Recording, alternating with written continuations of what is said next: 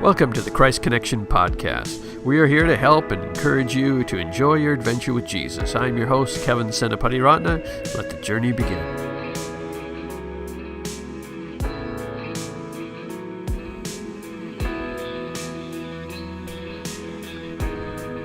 Hello and welcome to the show. Do you have those friends that make you feel cooler because they're so cool? Now, I realize I'm near the bottom of the cool factor, and I'm okay with that, but that means that most of my friends do that for me. But my guest today is definitely one of those people. The guest is Mark Alan Schoolmeesters. Even if you've not heard of him before, you've probably heard some of his music or sang some of his songs. He's co-written songs with people like Chris Tomlin, Jesus Culture, Kim Walker-Smith, and Brandon Heath, just to name a few. And he's one of the most talented musicians, worship leaders, songwriters that I've ever met. His creativity is just amazing, that I get to see on a regular basis at my home church, where he's the worship pastor there. And the worship team even takes it on the road. They have stuff that you can listen to, some great worship stuff. The group's called Emmanuel Live, and so you can check that out wherever you listen to music. I've known Mark for many years now, so this is a fun conversation. But more than just a fun conversation, I think there's a lot of stuff that will be helpful to your life and your walk with God. We need creativity in our lives, whether we're trying to come up with solutions, we're sitting with our spouse trying to tackle a problem together, or whether it's raising a group of kids or in the conference room at your workplace. We need to bring creativity to that. And Mark breaks down his steps so that you can bring that creativity to your own life. Now, one note, we did record this in one of the back rooms of my home church, and so at some point you may hear a little bit of music in the background, and that's because there's people that are preparing for the Wednesday night service, just so you know that that's there. But I think you're really going to like this. I had a lot of fun recording it, and so without further ado, my conversation with Mark Alan Schoolmeesters. All right, Mark Alan, welcome to the show. Thank you. And just to clear this up right away, because you've said this in the past, you go by Mark and Mark Alan, and you said it's a complicated story. It's a complicated story. Would you care to share? I now go by my whole name, Mark Alan Schoolmeesters, not to make it more complicated. That is what I was born with: a first name, a middle name, and a last name. Mark Alan, A-L-A-N, Schoolmeesters, S-C-H-O-O-L-M-E-E-S-T-E-R-S. That, by the way, never would fit on those bubble tests that you took in high school. I was always Mark Schoolmeest. You're saying this to a guy with Senapati-Ratna. You understand. Like, I went to basketball camp growing up, and my jersey on the back, they put my name on the back, and it had to go diagonally from left to right. So anyway, when I was 20, the Lord put it on my heart to start doing the original music that I had been writing. I'd spent a lot of time in bands and a songwriter, but never wanted to be the guy. And so that was the moment that I started using my first name and my middle name. So it became fairly simple. I just said, from this point forward, you'll know me as Mark Allen. I still have a last name.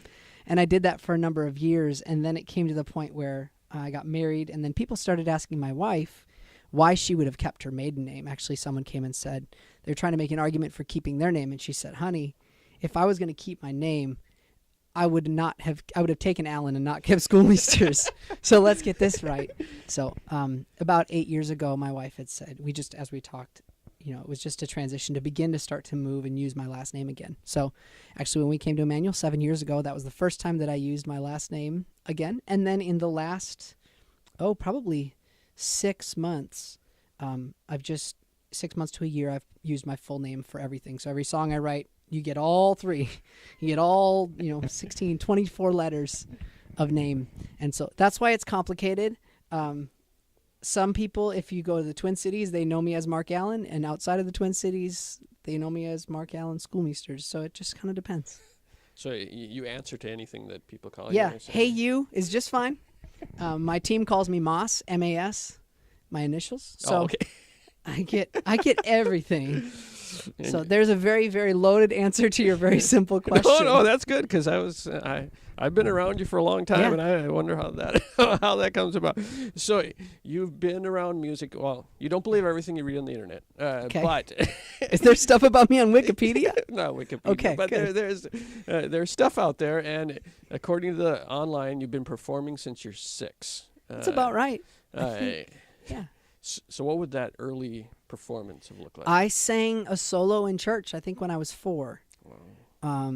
And I could take you to the picture. My mom sent it to me not long ago. I'm still looking for the videotape of it. I don't remember what the song was, but I sang a solo at the age of 4 and then began singing in church worship teams and playing drums at the age of 7, 8, 9.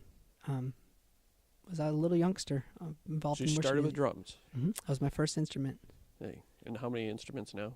I don't know. A handful. A handful. I can play a few. I'm enough to be dangerous. But I played the drums. I'm surprised the drums was the first. That was my first instrument. I was a drummer. Drumming started when I was the age of about 2 in the kitchen. For entertainment, my mom would turn the pots and the pans over and hand me spatulas, and for hours I would self-entertain. And then I made my first drum set out of ice cream pails and hung on music stands when I was probably 8. And then I got my first real drum set when I was maybe 10 or 11. And my brother and I used to sit in the basement and write songs when we were little 10, 11-year-olds. 10, 11 years old. Wow. Yeah. And so when did you add another instrument? I had done piano lessons a little bit when I was growing up. So that was when I was like 7, 8, 9, and 10. So it was piano and sort of piano and drums. And then what was my summer before 7th grade, I changed schools and my mom taught me 3 chords on the guitar. And so the summer after 7th grade, between 7th and 8th grade is when I picked up a guitar, and then it was no looking back from there. And so then the guitar, would you say if you had to pick a strongest instrument? Today, it would be guitar. Okay. Yeah.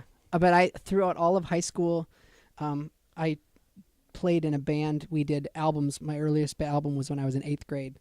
So most kids went to football games in high school, and I went and played. We toured. So every weekend I was out on the road playing with our band. At 8th grade? 8th grade on. So I started moving. You asked for the story. So I moved to a new school in 8th grade, and I still to this day don't know how, but the music teacher came up to me, private school, the first day of school, and she said, "I hear you play the drums. My son has a band, and they're looking for a drummer. Would you be open to auditioning?" And I said, "Sure." So that Saturday, I went to our church, and I sat on the drum set, and I practiced to Old Petra Praise and Michael W. Smith, Change Your World. And then I went up to what was Maple Grove Assembly, which is actually now our Maple Grove campus in the parsonage at that time. And her son was a senior in high school, and they were juniors and seniors, and I was in 8th grade. My voice hadn't changed. I played the drums, and I sang. And they sized me up when I walked in, and they all looked at this little scrawny kid. And I sat down, and I played, and they're like, "So this is what our band is called. We'd like you to join." So I joined the band in 8th grade, and surprising fun fact was Pastor Ben, who was one of our pastors at church, he was the bass player in the band at the time. Really? So wow. Back when he was a senior in high school, a junior and a senior in high school, I was an 8th grader and was hanging out with those guys. So that was my 8th grade on, and then they went into college, and so I was in a college band when I was a 9th grader, and we just toured. We were I called us the professional opening band, so we opened for everybody from Sanctus Real, Jeremy Camp, Petra, Supertones. We did all of it. So you did like the festivals and the whole we did thing? all the festivals, yeah. Right. We did all that stuff. So what was what was the touring life for you? I was in school Monday through Friday, and then Friday after school I'd take my parents' minivan. We'd go pick up the rest of the boys. We'd load up and we'd head out and we'd go to somewhere and play Friday night and Saturday night and come home back late and be involved in church on Sunday. And we did a lot of stuff on Wednesday nights. Back then, lock-ins were a thing, so we did lots of lock-ins, and we did some events in Wilmer, some in Duluth. Some of the guys lived in Duluth at the time, so we did a lot of events up there, a lot of events in the Twin Cities. That was the high school band. So, So is that audience of one? Is that was later? That was earlier. That was a band called Blink. Okay, Blink. So we did Blink. That was 8th, 9th, 10th, 11th. That was 5 years of Blink. And then the lead singer left, and we changed the name, and then it became Audience of One. Oh, okay. And then we did Audience of One for 2 or 3 years. And then when Audience of One disbanded, the lead singer left, and that was the point that I knew I'd been writing all of our songs, or I won't say all, I'd been writing a good number of our songs. And that was the point that I knew that God was saying, hey, it's time for you to get out from behind the drums and to step up and start to carry the song that I've put inside of you. Because if you were to ask me, I had zero interest in being the guy in the forefront. I'll will gladly just take a back seat and just push somebody else forward. So that was a turning point for me. And so I began this process of, I'd written songs, and so I was like, I got to record an album. So I invited all of our friends and family and did a fundraiser concert and said, I'm going to change my name to be my first and middle name. Here are the songs. I'm going to do an album. If you'd like to donate, here's an envelope. Wow. And raised a bunch of money and raised enough money to do the whole project. And the short version is then went to some friends, and they said, well, why would you take that money and put it into a studio? What if we started a studio? So me and 3 other guys took the money from my album to pay for the equipment for me to record my album, where we recorded my first album, which then turned into about a 6-year venture of running a recording studio and just investing in other people and their music too. So was that the Something That Lasts CD? Earlier than that, it was an album called Here I Am. Here I Am. Here I Am. Is that still out there? It's not horrible, but I would offer to buy it back if you had one today. So it was Here I Am, and then Something That Lasts, and then the next Mark Allen thing was, I think, the Broken EP, then Vertical Noise Unplugged, then Searching for the Sound of Silence, then after that came one more. Gosh, what was it? There's Always Hope, and then the Christmas EP. So the Christmas is the Christmas was the last one. When you solo stuff. Yep. Until now. Ooh. What you don't know. I don't know. You just told me. Well, it's been a new season. We're all over the place, but it's been a new season of... I started this process of writing with a lot of other people for projects over the last couple of years, and then there's some songs that I really feel like the Lord wants me to be the one to carry. And so now I've been in the process of just recording these songs just in the simplest form, just as they were written, just a piano or a vocal and guitar and a vocal. And so the plan is that coming this next month, I'll begin to release a song a week, just of the songs that are just part of my journey and part of my story, part of my creative process, part of the way that the Lord and I dialogue and process life, and with zero intent of making it into be something or trying to position it or promote it, but simply to just say, this is my story, and this is where what I'm walking through today, and hopefully it encourages somebody. If it's just for my mom, that's fine. And if it's just for me, that's good too. But a song a week, is that kind of, you're going to do like iTunes kind of a thing? Yep. iTunes, Spotify, all that stuff. And just put it out there. Yep. And so the plan is each week to release a song and then a video of it and then the backstory on it. That's awesome. That's just... that's why you're sitting there, because the most creative person I probably have ever met. Well, thank you. I think I've told you this offline before, but and my wife says this in the most positive way, but that you have more creativity in your pinky finger than I have in my entire body. So, well, that's too kind of her. So, there's things I can share and you can steal, and more power to you. So, yeah, we got it covered. Some of your story. Let's dive into the creative process. Just to, I'm sure we'll go here and there. But when you are working on a song, or maybe you don't even work on a song. Maybe it's 5 songs at a time. I don't know how you. Where do you get a start for your ideas for songs? It varies. Songwriting for me is like breathing, so it's just the way I process life. I say if I cease to do it, I will inevitably flatline. So the answer of where does a song idea come from? A song idea for me comes from just something that I'm working through. It could be as simple as I do often, most days, what I call psalming, which is where I literally just sit down and I'll just journal write just kind of pouring out my heart, what I'm working through or thinking about or processing through. Or I'll sit down with a guitar or a piano and I'll just start to sing, just kind of sing about the circumstance and the situation. And that's where a lot of songs are birthed. Sometimes it's 2, 3, and 4 at a time. Sometimes it's less than that. And what I'll do is I'll hit record on my voice memos on my phone, and 30 minutes later, I will get through the point where I'll have just content. And then later... I will, usually when I'm in airplanes, is when I go back through and I listen to every voice memo from a month, and I will transcribe everything. And then I have a list that I call Songs by Month, these ones are actually decent. They have some merit and could actually be something somewhere, and I'll add that title to that spot. And I start to categorize and organize things that way a little bit. So song ideas come from current realities. They come from current pressures or pain or tension that I'm feeling or sensing in someone else. I'm a highly intuitive person, so I perceive a lot of things. I can feel when someone feels off, and I start to like wrestle with what are they feeling, and so that just kind of comes out. Songwriting is the way that I process life. So songwriting is the backbone of my devotional life, because it is where I sit with my Bible open, and something that I've marked up that God has been speaking to me is the word. I just start singing what the word says, or something that was a truth that was revealed to me. And then it can also be something as simple as the sounds of the birds in the air. And that just puts joy in my heart. So, it's not formulaic. There's not a box that I can check. It's like, you remember raising kids. As soon as you feel like you've got a handle on a season, you're like, oh, I figured out how to make this infant sleep. Then as soon as you figure it out, it changes. Songwriting is the same way. So as soon as I tell you I've got my process and my system, it's not systematic in that. But that sounds like a pretty systematic approach. That's not a... Yeah.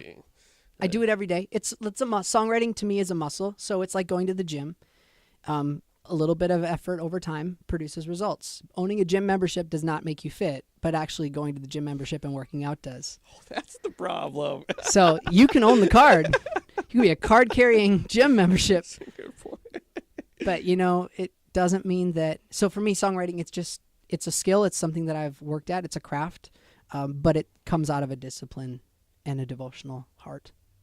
Well, and just for the listener, part of the reason I wanted Mark to share some of this is for your own journey of you're raising your kids, you're dealing with your spouse, you're at a business. Creativity is something that we bring to all of those things, and so learning you may never write a song, but you can still take that and do something with it if you become a creative. Maybe do you think? It sounds like I know the answer, but do you think creativity is something that you can grow in? Absolutely. I mean, it's as simple as the best advice I can give anybody is don't feel like you have to have something profound to say to start expressing creativity. Don't wait for lightning to strike to begin. Just begin, and eventually you'll discover where the lightning struck.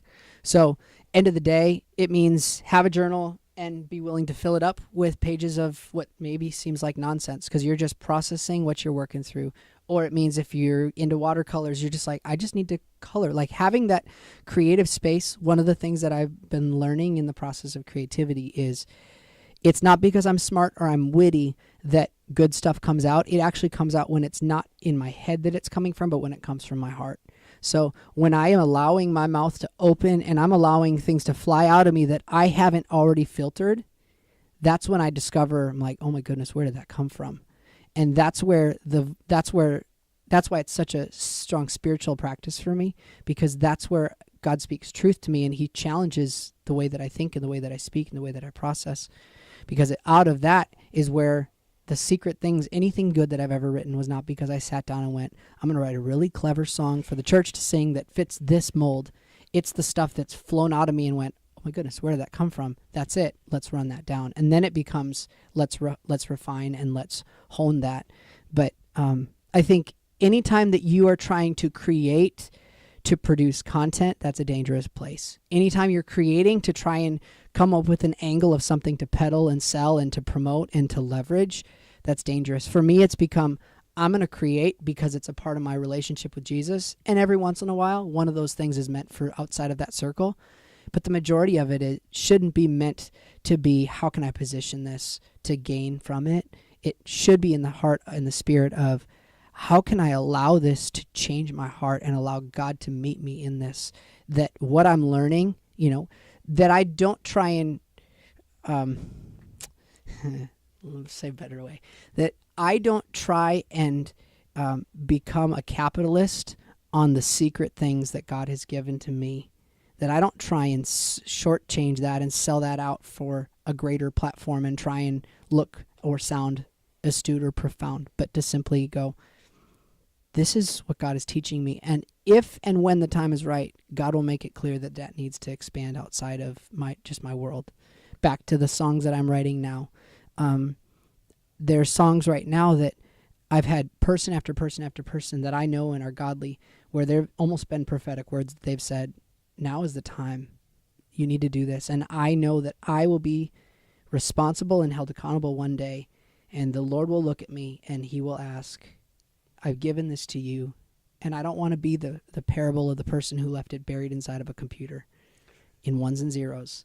And I fear that moment so much in a holy, sacred way, to know there's things that God is doing in me that are meant to be an encouragement to somebody else. And that may be a broad audience or a small audience. I'm not responsible for that part, but I am responsible to put it into action. And so, I think for anybody who's listening today, you never know what little thing that doesn't seem significant to you becomes an anchor point for somebody else who's walking through something similar. You never know what profound truth that God reveals to you and you discovered in the process of a creative space, how God's going to use that when you're at the grocery store and the baggage clerk looks at you funny and they said something or commented on something and you have this interchange and you realize, I need to share that. And those kinds of things have happened more and more recently in my life. And it's not because I'm trying to make something happen, but because I'm just willing to walk in obedience today and go, Lord, whatever you have for me. If it's another song that's in the tension of what's happening in between trying to get too many things done on my plate, and I write in the gaps of that, or if it's living in the space of, okay, there's something specific that God wants me to share with somebody else, just being willing and open to allow that space to impact somebody else. So in those moments, do you, could you say those 4 or 5 things in the morning, is there kind of a thought process for you or a strategy beyond just kind of living with it for a while to know which stuff is for you and which stuff is kind of just pull out beyond that? Is there a way you think about that? A little bit, yeah, I do actually. So I mentioned my songs by month filter, and then I have another filter where I have a running list of these are the things that are really, really raw and feel like stuff that is just part of my devotional life, maybe just meant for me, but maybe there's things that I need to share and carry. They get put on that list. And then I have something I call my Nashville pitch list, which sounds really fancy, but basically it's another document that has the different artists that I'm scheduled to write for or may write for, and I will put song idea starts underneath their name when I go, man, this really feels like this person.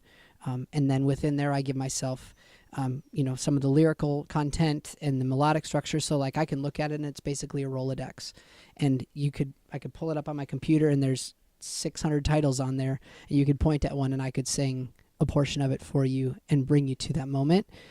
So that when I get in a setting with an artist, I'll go in with whoever and I will bring 4 or 5 ideas in the back of my mind that I know are going to be ready to go.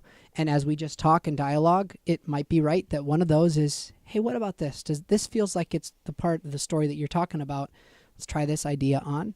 And most often it ends up being that we write something fresh and not on my list in the moment, where I just journal down some things, ask questions and listen and understand what are they working through, what are they feeling, and I write down words and phrases. And then most often what I'll do is they'll get to the end and I will just look at them and I'll go, so it sounds like something like this fits. And I take whatever musical tone feels appropriate to what they were saying, and I will literally, without having a plan in my head, I will just start to sing and play whatever 2 sentences or 3 phrases that I have on and go, what about that? And they go, that's exactly it. And then we'll begin to write a song from there. So I don't think I answered the question that you asked, but I went down a really long no, that's rabbit good. trail. Because let's go there. So how did you end up working with other people on songs? How does someone, I mean, obviously you have talent. Are you asking how do I get in the door, or what is the process like? Well, probably both. Because, Okay. I don't, now, even if I did have the talent, Chris Tomlin's not going to write a song with me. how does some of that work? But then once you get in, you've kind of described what that looks like. But I mean, where does it go from there? How does that a whole song thing work out? It starts with relationships. So oftentimes now I will write with people that are friends of mine, or they'll say, I want you to write. Like I just spent 3 days writing with an artist, and she said she's supposed to start a new album in January, and she said, I want you to come and write with me for the album. So I spent 3 days with her and another writer, and we wrote 11 songs in 3 days for her new album. And they're stunning, but they fit her, and they're unbelievable. So it started for me about 4 or 5 years ago. Someone had sent a few songs that I had written to a few industry people, and one of the industry guys said, who wrote this song? He said, Mark Allen. He goes, okay, what about this one? Mark Allen. He goes, who the heck is this Mark Allen guy? And that resulted in them sending me out to Sacramento to write with Jesus Culture for 3 days. So I went out there and did a similar thing, and that was where we wrote In the River and a few songs that are on Chris Kilala's album. And that turned into Jesus Culture saying, we'd like to have you come back and write for the next project. So I came out and wrote with them for the next one, which meant I then went back out to write with Kim for her project, which means then other people, and I started going to Nashville to write with people by request. They'd say, hey, would you come in for a day and write? And then with friendships and relationships, I would just start to just let people know, hey, I'm coming to town these 2 days. Do you know anybody who I should write with? And it would inevitably end up resulting in a couple other new relationships and new co-writes. So now that's kind of how it works. It's very relational. And I don't know where it's at or where it's going, but I'm just obedient to walk in it because I told one friend, we were driving out to Kim's house out in Folsom, and he said, are you nervous? And I said, we were going to write together. And he said, are you nervous about this? I mean, this is kind of a big deal. And I said, I'm not nervous because I didn't fight to get here, so I don't have to fight to stay. It's just another day walking in God's grace. And but that right there, that phrase, I didn't plan on saying that, but that's a song. That's a lyric. Another day walking in God's grace should be a song. Sorry, back to you. Where does it come from? Welcome to the inner workings of my crazy, messed up brain.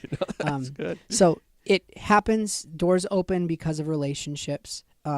Some of my favorite people to write with are people in our local church just here, not people with big names and lots of gold records attached to them, although I enjoy that and am all about it. For me, the heartbeat of why I do it is because I believe that I can be an encouragement to that person in the room. My goal is not that we write a great song. I think we will write a great song, but it will come out of a heart to encourage. What's it like to actually be in the room was your next question. So how do you get there, and then what's it like to be in the room to write with people? Every situation is different because every group of people is different. Some is really, really fun and easy, and some is really, really hard. And it depends on, some people are very much black and white analytical. They know what they want, and other people are very wide open. The pie in the sky is the limit. So every situation, every combination of people is different. I've discovered, some people, because some people are lyric people, some people are melody people, some people are big idea people, some people they know the picture of what they want it to be, and they don't know what it is, but they know what it isn't. So they're like, no. So if you've ever been in a creative brainstorming session where you're like, okay, we've got to come up with 100 ways that we could, the new feature that your car is going to have, and what function would you want it to, and you're at a whiteboard and everybody's just throwing out ideas. That's what a songwriting session is like, with 3 to 4 or 5 people, and you're trying to figure out, what are we moving towards? What is this song about? What melodies are right? What lyrics are right? What is cliche? Because the heart and the soul of writing a song is to say something familiar in a new and a fresh way. So how can we do that? How can we have an opportunity where we can hopefully speak truth that is going to resonate with somebody's heart? And it has to resonate with the artist who's wanting to carry the song. So it's a little bit of like trying to shoot a moving target with, I don't even know what the weapon of choice is. But so it's a lot of fun. It's probably my favorite place. If you were to ask me what's my favorite climate, it's a co-write session. Like, it's one of my favorite spots, because if you've ever mowed the lawn and you love that sense of like, we finished it, we accomplished it, it looks good, it's done. There's a sense of completion when it's done. there's also a sense of it's a holy, sacred space, because what you walk out with is different than what you anticipated you ever would. And there are songs that happen, and they would not have happened if the story of each person who's in that room together were not brought together for such a time as this. I mean, I could go song after song after song where I look back and I'm just thankful to the Lord for the opportunity to have been in the moment. And yeah, I did my part in contributing, but it was really more about the sacredness of that space for those 2 or 3 or 4 people who are together, because yes, it's a brainstorming session, but most songs end up becoming a worship time where it becomes like just a moment of encountering the presence of Jesus together. And so it's some of the purest and some of my favorite for those reasons. If a person, they may never again write a song, but they're sitting across from their spouse and they're brainstorming, and that's can be a sacred moment too. What is there any advice you would give to creatively come up with solutions so that because you've seen if there's a lot of different people you've encountered, there's certain things that work and certain things that don't work in those moments, and I would guess those transcend just songwriting. So is there anything that comes to mind maybe that would be tactics that people could? There's a couple. One is be an encourager rather than a discourager. So never, no is a bad word, and shooting down ideas is a bad idea. So if you kill all the creative potential in the life in someone when you go, that's stupid. You should never said that. You should never have thought that. By creating a safe place where it's like, you know what, throw it out there. And you're like, I'm not sure about that. Keep going just to continue that. And the same thing with that is I never allow or never want our team or our group to be backed into a corner where we're fighting so hard for this one word. Like, you know what, just put a pin in it. Let's leave it. Let's move on. We'll come back. We'll figure that out. Another thing that's a good piece of advice I've discovered is you just have to stay present in the moment, and it has to be true on a heart level, not just a knowledge level. So when you're with across the table from a spouse in your example, being present and not allowing your brain to wander to 10 other things, but like, this is the most important thing in this moment. What is it that I can contribute, and what is it that I can learn? What is it that, always going in with that perspective of I'm not the expert, and I'm not going to solve this problem because I'm so good, but I know that we need the presence of Jesus. So some of those things, just inviting the presence of God to be a participant, being willing to take risks is a big part. The best songwriting sessions, I mean, I'll end up standing on a table and I'm throwing out stuff that I don't even know what's coming out of my mouth. But like I said earlier, that's where you discover a nugget of truth and a nugget of life, because it just comes out of you because you've got the word that you've been reading and have been planting. Eventually you start opening your mouth, and what does the Bible say? Out of the abundance of your heart your mouth speaks, and truth starts to come out of you, and it becomes life for the situation or life for the environment that you didn't know it was there. And it wasn't because you were so smart and you're clever enough and witty enough to come up with it. But I think those things transcend allowing truth to speak, being present, and not getting stuck and being positive and affirming rather than the naysayer. Right. Which actually leads me to something that you talk about, the presence of God being sacred in those moments. And I can kind of sense, and there's different times you sense that. But is there something that you look like a trigger in your mind that, we've crossed that moment from, and I don't know if there's an answer, because because sometimes certain things you just know, but is there anything that you see that, we're shifted, we've rounded a corner here, that this is no longer just us throwing out ideas, we've moved into a new place? Usually there's a moment where you pause and you realize, like, we're on this idea, and you realize we're way down the trail on this. So is there a trigger or a moment? Yeah, it's usually about the time where it's not where you go, okay, should we do this or not? It's like it just happened and you're already there, and it's already the creative energy and the spirit of what God is doing in that moment in each person is already starting to contribute and happen, and you're going, there's something alive here. We're onto something. Let's stay down this path. It seems like it's a very vibrant, and there's a lot of potential that you sense. And I don't usually look for that, but if I were to think back and get analytical about it, usually if you start down a trail of an idea and nothing really starts to have momentum, you go, yeah, that's good. And then you set it aside and you move on to the next thing. And then you go, yeah, that's good. You set it aside and then you move on to the next thing. And all of a sudden you realize you don't even have to ask the question, are we going to pursue this idea? It's just happening. It might be when, if you've written a book, Kevin, you've written a number, and they're fantastic. But if you all of a sudden you go, I just am like pages into a chapter and I didn't really plan on this being my fourth chapter. I was just processing a thought, and all of a sudden you look back and you go, what just happened? And you realize you've just unearthed a whole trove of treasures. And I think that's kind of the thing that I would say is true in the songwriting world as well. That's probably, it's that moment. Yeah, you're right. You don't necessarily analyze it at the time. You're past the moment, and you're like, "Whoa, something, right, something happened." Just happened. Yes. You're gaining perspective. You said one of your favorite spaces is to, and this I understand as an author and how this works, but do you actually prefer working now with others on a song, or is it both and? Like, pick one of your children, kind of. It's both and. Yeah. Do you find it's of what you're writing nowadays? Is there more?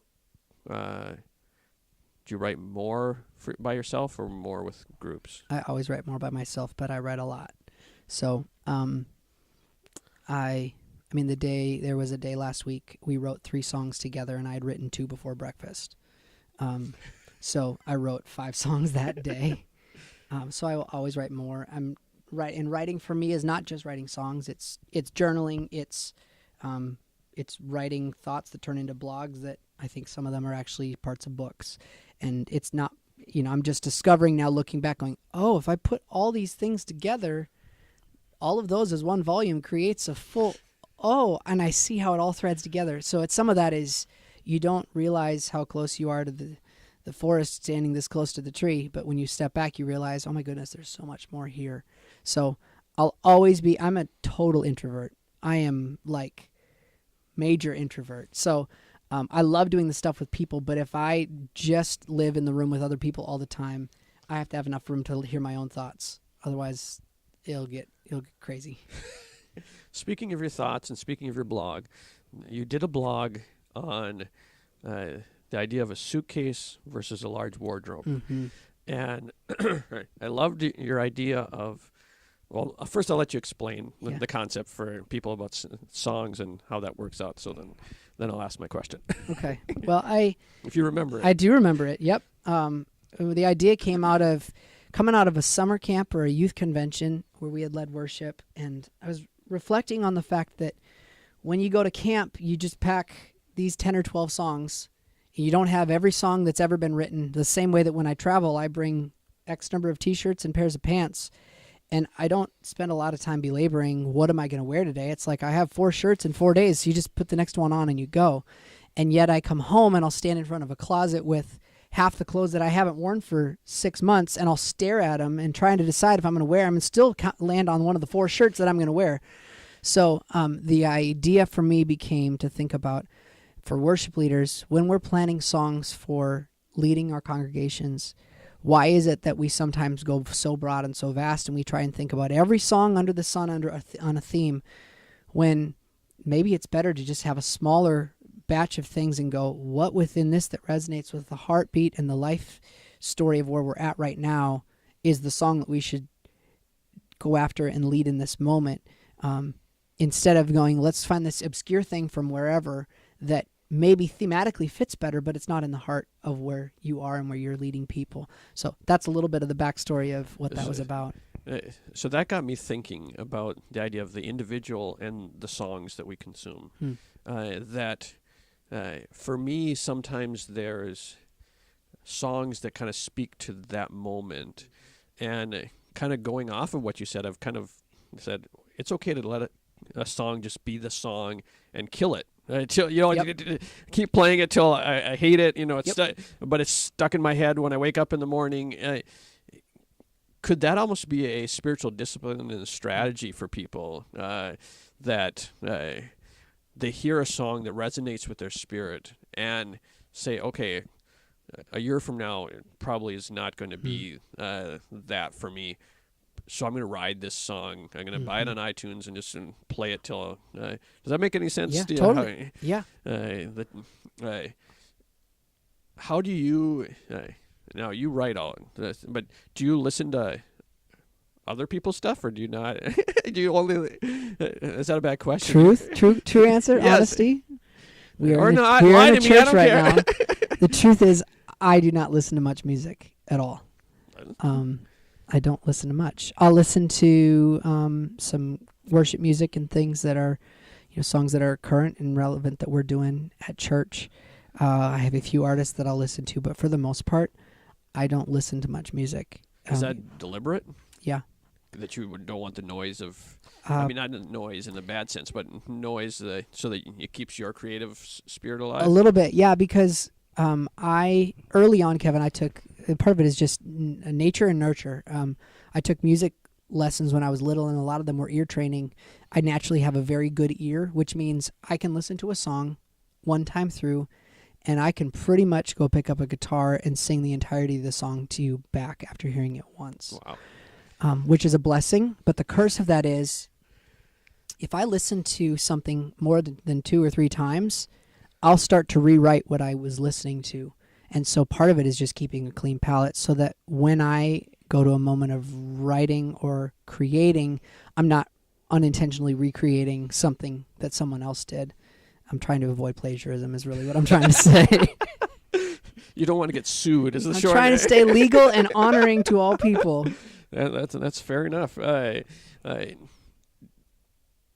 So you wouldn't necessarily be able to give people advice on how to collect that worship for themselves, other than obviously listen to Emmanuel Live. And Emmanuel Live is great. There are some great Spotify playlists, new worship music. If you were to find, you turn on a radio station, and I don't mean like an actual physical radio station, but a Pandora station or a Spotify channel where you find an artist that really resonates, and over on the side it'll show here's 6 other artists that are similar. That's a great way to discover new stuff. I think we're in a special era where there is so much music available at your fingertips that you can just stream on a whim. It's everywhere. I mean, there's no shortage of content. So if you want to find something new or discover something new, I'm finding new stuff all the time. I'm finding stuff on Instagram where I'm finding a post that someone posted and tagged another friend, and I'm going, who's this artist? And I listen to a song and go, oh my goodness, that's incredible. It's amazing. I'll listen to that and go and listen to their song or their album.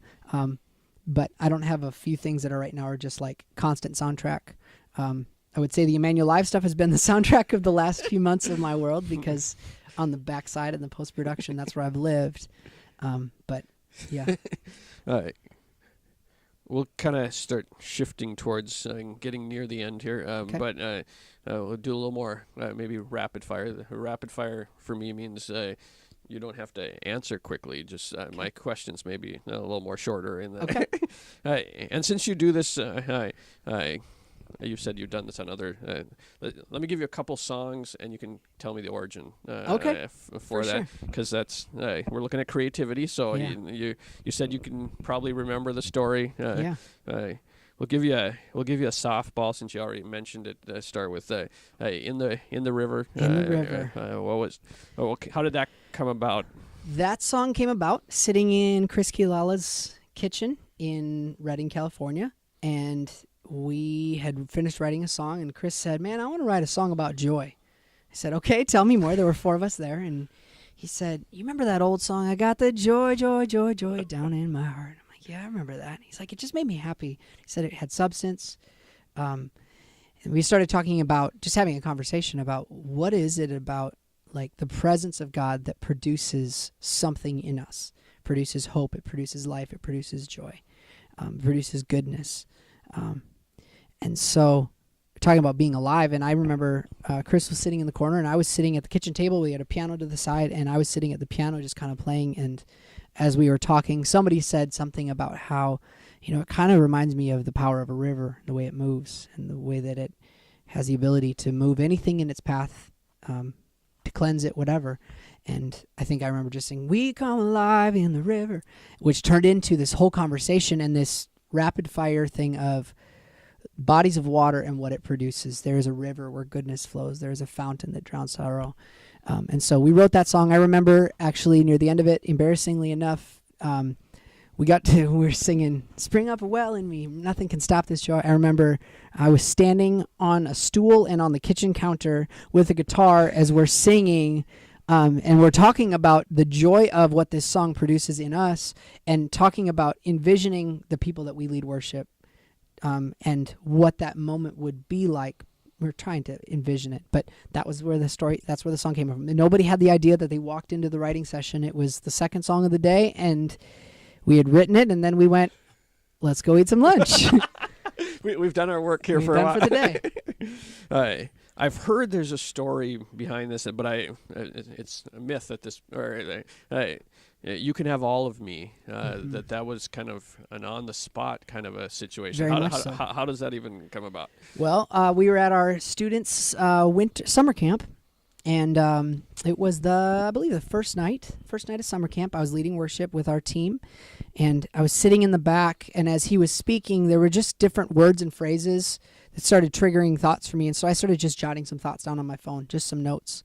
And then the speaker, Micah Mack, invited the team up, and I just continued to have more thoughts and words and phrases.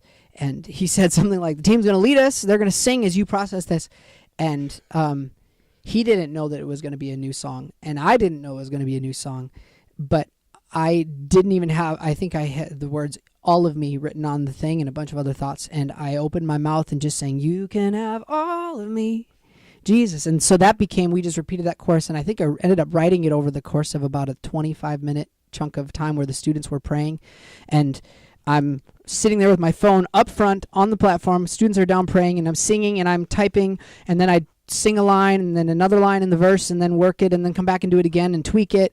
And finally I had something that felt strong enough, so I sent a text message to the person doing lyrics and said, "Here's the words." And we started singing, and that song became a cry of our students. And then later that night, Audrey, one of our worship leaders, and I, who was there, we texted back and forth and just fine-tuned a couple of the lines in the verses. And then they sang it the rest of the weekend, and we came home. I went up this was Thursday night. I led it at church on Sunday, and we recorded it a part of our new album like 2 weeks later. Oh, really? So it happened, bam, bam. We didn't plan on that. But that was a song that was another one of those, I opened my mouth in obedience, and I didn't know what was about to come out, which is scary.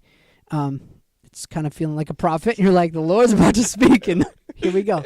But that's a special song to our whole church, especially to our students, because they were there when God dropped that. And I don't take credit for being the one to write that. That was just a moment of, my job was to capture what God was saying in that moment and to re-articulate it. But isn't that at the same point part of God's given you certain talents, yeah, and you build those talents so that when the moment comes, absolutely.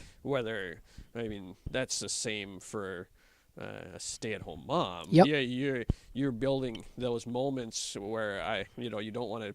You don't want to deal with your kids, and you just do it anyways. Yeah. And at some point, there's a divine moment. That's right, Kev. And you're just go with it. And, yep. So you were capturing.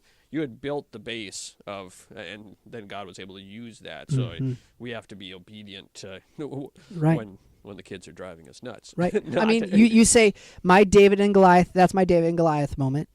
My David in the field is every morning when I get up and I just write, and it doesn't necessarily produce or turn into anything. But then that moment, I've got the skills that I've already cultivated, that ability that God has given me, and plus the pairing of God as something divine that he wants to do. It's not all on me and my craftiness. It has to do with his ability to go, no, I'm going to take what you've worked on, and now I'm going to multiply it. Right. Now let's go. So building that. We'll move away from the songs because I want to have time for these kind of fun non-worship related questions. First, in the last 5 years, if you think back to the last 5 years, is there any new beliefs or lessons from Scripture or even better habits that you've taken on beyond your granola in the morning. No, we were saying that before. He has Yeah. granola almost every morning. But is there a habit that's been beneficial to you in your own walk with God that comes to mind? How long do we have? Well, pick one. The first thing that comes to mind is a simple thing. I call it just simply listen and respond. It's a principle that I see through Scripture over and over. Almost every single, I can't think of one that's an exception. Old Testament narrative. The narrative goes like this. God speaks. Said person says, okay, Lord, I hear you, and they do it. They listen and they respond. The trouble always happens when someone else says, hey, here's a good idea, and they go, that sounds good, and they do it. Or God speaks and they go, let's get together and we'll discuss whether we think that's a good idea or not. And so the simplicity of just walking in like, the Lord spoke it, so I'm not going to question it. I'm going to walk in it. I remember when my son was little, he was probably 2 or 3, and we had this tradition. He had a rocking chair in his room at the time, and he would crawl up on his rocking chair on my lap and snuggle before we took him into bed. But our kids sleep in the pitch black, so he would always turn off his light. So he'd walk over and turn off his light switch, and then he'd come over to me. And I remember one particular night, he started to walk towards me, and he missed. And sitting next to the rocking chair is his his dresser with knobs that are about 2 inches wide, and he walked smack into one of those knobs. He started to cry, which the next night he turned off the light, and I said, come to my voice, come to my voice, come to my voice, instinctively. And he just would walk to my voice. And that simple thing paired with what I'm learning and discovering in Scripture is that if we simply would heed the whisper, what is God doing? Are we coming to his voice? If he says this is the way, walk in it, we just walk and we trust. And we don't have to have all the answers. I mean, God said to Abraham, go into a land that I will show you, not like you're going to go to this city. And like, we don't get all the luxuries that we wish we had of having clarity for what God wants to do or where he wants to take us or where he wants us to land or to be. But the biggest thing that I've discovered in my life is simply to listen. And listening requires solitude. It requires space. It requires distractions to be set aside. And then simply to respond means just to walk it out. So that's probably the biggest one. And I could give you half a dozen others. But that's the one that stands out now. I've already realized we maybe have to do a round 2 at some point. I'm happy to do that. Because I have lots of questions. I'm happy to share what I know. I'm no expert, but I can share what I've learned thus far in the journey. But I do have one, and then where people can find you and all that stuff at the end, and where they can get the Emmanuel Live stuff or Mark Allen stuff. Because I was listening to your Christmas stuff this afternoon. So nice. My favorite Christmas stuff, as a matter of fact. Wow. This is one I've heard another podcast person say, if you could have a billboard somewhere in the United States and have one phrase, and it couldn't be promotional material or whatever, but you could have one phrase that you would put out. But we'll make it different here. If you some churches still have bulletins. Okay. If you could at every church have 2 or 3 sentences that you want to encourage that they get there that Sunday morning and they need a little encouragement, and you could give that message to all across the United, or maybe it's a challenge that you want to give them of something that would stretch them in some way. Does anything come to mind of 2 or 3 sentences? Yeah. That God has uniquely made you with a calling and a purpose. So unashamedly walk it out. Live by faith and not by sight. And if he calls you to it, he'll be faithful to walk you through to the other side. And do it so that you are not God's gift to anyone, but allow the gift of God in you to be evident to everyone, and to simply, in kindness and generosity and love, live today as though you don't think you're going to be here for another year. My pastor asked me a month or 2 ago, he asked me a question, and my answer was something similar he asked me, and I said, my biggest concern in life is I don't want to get too good at the wrong thing, but I'm running everything through the grid of, would I be doing this if I knew I had 1.5 years left to live? And it can sound like a morbid question, but if you run everything through that filter, it sure clarifies pretty quickly what things are important and what things only you can do. And the last thing that I would add to my thing from earlier is only you can fulfill the calling that God has given you, and only you can live it and walk it and carry it out. So don't try to be a copycat of someone else's calling, but be you and be the best you that God created you to be, and make the biggest impact on your world that you could imagine. And that will leave a legacy that will cause other people to do the same, which will have a ripple effect for generations to come. That's very good. That's we all need to hear that on a somewhat regular basis. Yeah. All right. So this has been fun. Yeah. Thanks, Kevin. If where can people find all the stuff that you're doing and online? You mentioned the Emmanuel Live. Our church is emmanuelcc.org. You can also find all of the Emmanuel Live music at emmanuellive.com. You can also find it on iTunes and Apple Music and Spotify and all the places that you get music. Just search Emmanuel Live, EMMANUEL Live. And then my stuff is actually will be under Mark Alan Schoolmeesters. Currently the website is markalan.net. Soon to be, spoiler alert, markalanschoolmeesters.com. Oh, look at that. All the letters, MarkAlanSchoolmeesters.com. It's going to hurt my traction, but it's not for the traction that I'm doing it. So that's where you can go. I'm on Instagram and Facebook and all those things, but I will warn you, I don't check my Facebook messages, so best of luck. And you're under your Mark Allen on those things, aren't you? Yeah. So it'll all change. Well, it's all part of in transition right now. It's all in a transition. But for now, Mark Allen online is all of the social media things. When I put out the show notes, we'll put the most recent, whatever it is. Sorry to make this complicated for you. Again, thanks for being on the show. Yeah, thanks, God bless. Well, there you have it. I know that was a fun conversation for me, and it was encouraging as well. I'm already thinking about the practical steps I'm going to take based on that conversation, kind of my process of capturing the things God's speaking to me and to improve that for the future. What's your takeaway from this conversation? Why don't you share with me on social? I'd love to hear what you're learning, what God's speaking to you about. We're at Enjoying Prayer on both Facebook and Twitter. If you'd like to see the show notes for this episode, kind of the songs we talked about and things like that, just head on over to christconnection.cc and click on the blog, and you'll get the latest kind of where you find Mark Allen and stuff like that. We have some fun episodes coming up, so don't forget to subscribe, and we'd appreciate it if you rate and review as well. That helps other people find about what's going on and find out about the show. So thanks, and until next time, thanks for listening.